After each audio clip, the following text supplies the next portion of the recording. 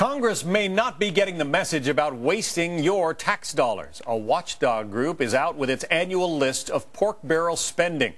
Some of the biggest items on that list, $3 million to the First Tee. It's a program that would help disadvantaged children learn golf. Almost $2 million shelled out for Democratic Congressman Charles Rangel's Center for Public Service. This one's sure to make beer drinkers happy. More than $450,000 for hops research. More than $200,000 for fruit fly research in Paris, of all places. Las Vegas gets almost $200,000 to renovate a historic post office. The lobster experts in Maine supposed to get $188,000, and one more to make taxpayers say bah. Nearly $150,000 for the Montana Sheep Institute. Do you like the way I do that?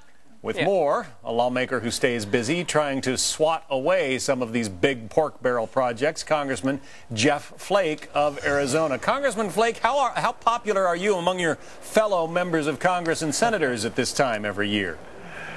Well, not too popular sometimes when these bills come to the floor and we offer amendments to try to strike these earmarks, and yeah, you can be kind of lonely. Ironically, three of the biggest offenders when it comes to some of this kind of pork barrel spending, I guess, happen to be members of what? The Senate, is it Appropriations Committee? That's usually how it is. When you look at the biggest spenders in the House and in the Senate, they typically come from the Appropriations Committee. That's where the money is, and that's who makes the ultimate decisions on where it's spent.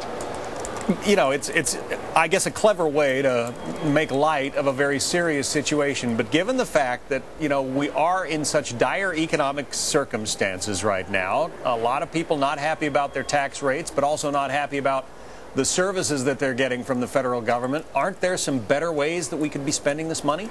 Well, there sure are, and some people will say, well, hey, earmarks just represent, you know, these pork barrel projects are just a small part of the federal budget, which is true, but if anybody thinks that we're going to tackle the big issues like Social Security or Medicare without dealing with these issues, if we can't, you know, stop money from going to fruit fly research in France, then we certainly aren't going to tackle the larger entitlement programs. Well, the president and presidents before him have lobbied for the line item veto so that they could get rid of programs like these. Right. Do you ever see that in the cards?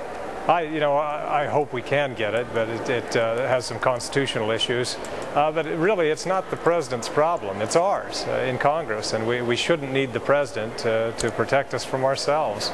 So this is really an issue that we need to deal with, and hopefully this year we'll have better luck. Gratefully, we have a presidential candidate in John McCain who has said that he will veto any earmark in any spending bill, and then that will help immensely. 11,610 of these earmarks worth $17 billion, and that's a jump of 340% over last year? Well, last year we had a continuing resolution which basically nullified most of the earmarks, and so that was kind of a happy circumstance. The year prior to that in Congress we did very poorly. We had I think about 14,000 earmarks. So, you know, it's a bipartisan addiction. Both Republicans and Democrats are to blame here, and we simply have to stop it. Well, how do you convince your fellow members, though? I mean, everybody seems to be against earmarks until you get a, you know, brand spanking new gymnasium or something built in your hometown.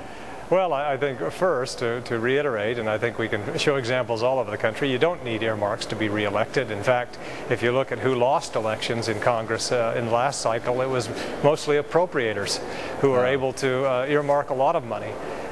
In fact, it's led to corruption. We have a couple of members of Congress in jail, one completely for earmarks, and it's really a corrupting influence in Congress, and we've simply got to stop it.